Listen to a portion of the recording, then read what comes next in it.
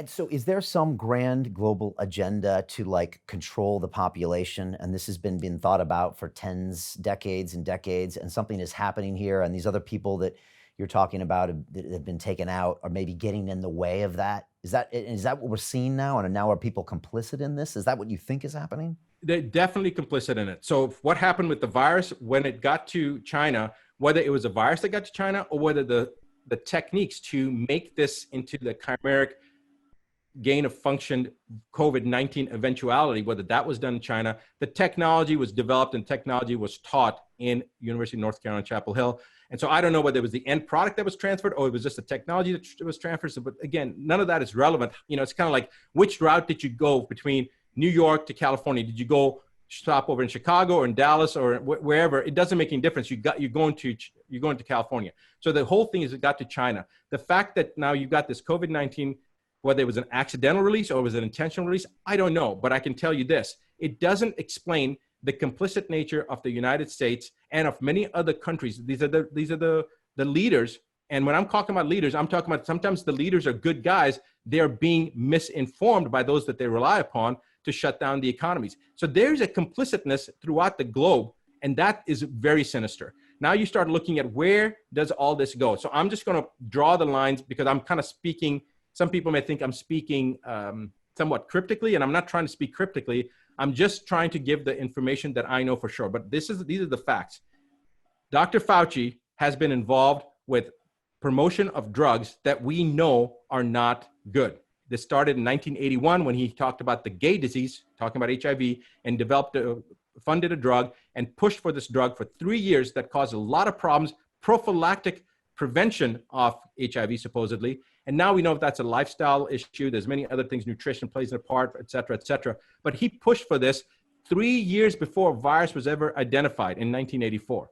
So Dr. Fauci has this history. He has been in the pockets of somebody interesting, Bill Gates. Now, Bill Gates couldn't keep viruses out of windows, but he wants to keep viruses out of humans. So now let's see how he's trying to do that. Why does Bill Gates, who's not a virologist, he's not a researcher, he's not a scientist, he's not a doctor, for God's sake, I don't even think he has a college degree, but he's on mainstream media talking about the impact of this virus on humans and how we are going to have to go 6 months, a year before we can actually congregate again. He has also been documented year after year talking about vaccination, depopulation through vaccination. We look at his history and it goes back to this idea of eugenics historically. Now, he's funded so many different agencies and he's got so many countries where he has multiple lawsuits again because of the damage that they've caused from viruses. I can read you some historical stuff that my friend Bobby Kennedy just recently put out, but it's incredible the history of it. And I can go through some of this information if you want.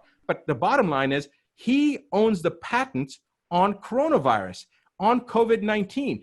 One of those patents in Europe was granted and perfected in November of 2019. I'm not talking about a vaccine. I'm talking about the actual virus. Now, I want you to think about this. H1N1 came out 10 years ago. President Obama said 60 million people were going to die in the United States, 20% of the population.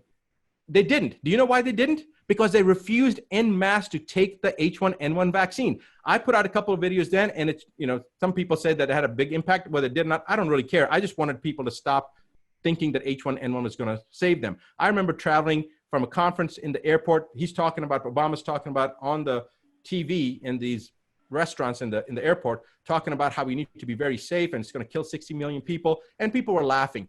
Washington State, New York State, they had nursing associations that were ready to go all the way to the Supreme Court if necessary to protest the